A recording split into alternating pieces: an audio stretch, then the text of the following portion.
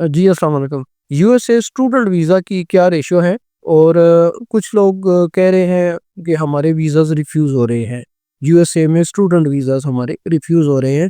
तो मैं आपको बताता चलूँ कि देखिए रिफ्यूज़ल का जो वो सारा कंसर्न है, क्योंकि स्टडी वीज़ा है, ये तो आपका जो लेवल ऑफ एजुकेशन है, उस पे ये डिपेंड करता है। दूसरी बात, आपने जो यूनिवर्सिटी चूज़ की है, उसकी रैंकिंग क्या है? देखिए उसमें अब न्यूयॉर्क में है या वाशिंगटन में है या एक्स अदर जो भी प्रोविंसेस है डिफरेंट है, उनमें आप अप्लाई करते हैं कौंसल की कॉलेजेस में या कौंसल की यूनिवर्सिटी में, क्योंकि लोग अमूमन ये देखते हैं कि हमें उधर जाके फीस कम पे करनी पड़े।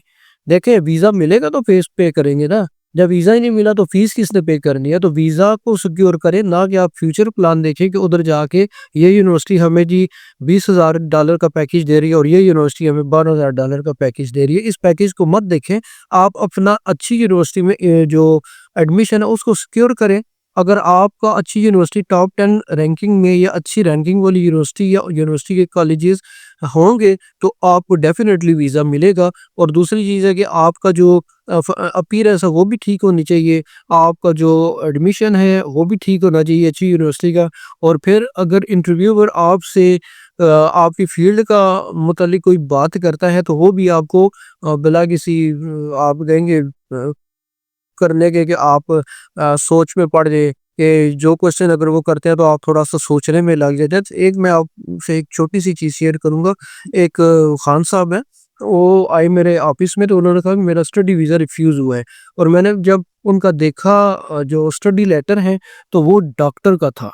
मैंने पूछा आप डॉक्टर हैं? वो कहते हैं नहीं डॉक्टर तो मैं नहीं हूँ, लेकिन जिस एजेंट ने मेरा ये किया था उसने डर्मेटोलॉजी जो इनकी टर्म है उसमें उसने मेरा एडमिशन ग्रांट किया।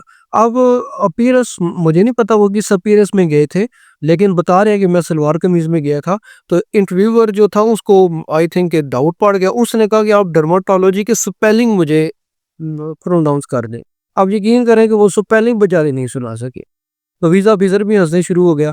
फिर उसने कहा कि आप मुझे सिर्फ़ और सिर्फ़ 5 सब्जेक्ट्स ऑफ डर्मेटोलॉजी वो मुझे काउंट करा दें। मेबी उसको भी ना पता हो, जो वीज़ा ऑफिसर मेबी उसको भी ना पता हो, लेकिन इनको भी नहीं पता था।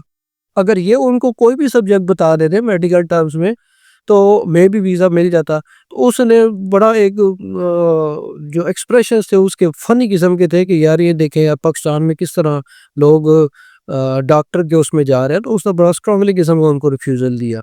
तो वो बात कर रही थी कि अब इसमें मैं क्या कर सकता हूँ, तो वो तो फ्यूचर का प्लान है, लेकिन आप कम से कम अपना जो एक अगर आप स्टडी में जा रहे हैं, तो जो भी आपका करता है, जिस भी कंसल्टेंट से या जिससे भी आप खुद करते हैं, तो आप अपनी फील्ड के रेलेवेंट बात को करें ना। आप उससे आप अगर एडमिशन अप्लाई करते हैं, तो आप कंप्यूटर फील्ड के, तो आप आईटी या कंप्यूटर में लें। आप इलेक्ट्रॉनिक्स के हैं, तो आप अपना इलेक्ट्रॉनिक्स में सिक्योर करें, electrical, mechanical, X, Y, Z. लेकिन देखिए अब मेडिकल फील्ड के, तो आप इलेक्ट्रॉनिक्स में जाएँगे तो डेफ़िनेटली आपको तो कुछ भी नहीं पता ना। अब पता नहीं होता ना वो कौन-सा क्वेश्चन कर बैठे।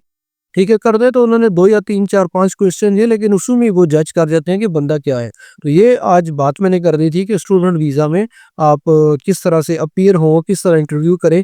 अगर आप हमसे पूरा पैकेज लेते हैं, जी इसमें फिर हम आपका एडमिशन भी करवाते हैं, अच्छी यूनिवर्सिटीज़ में करवाते हैं। फिर उसके बाद आपका अपॉइंटमेंट का प्रोसीजर वो भी हम करते हैं।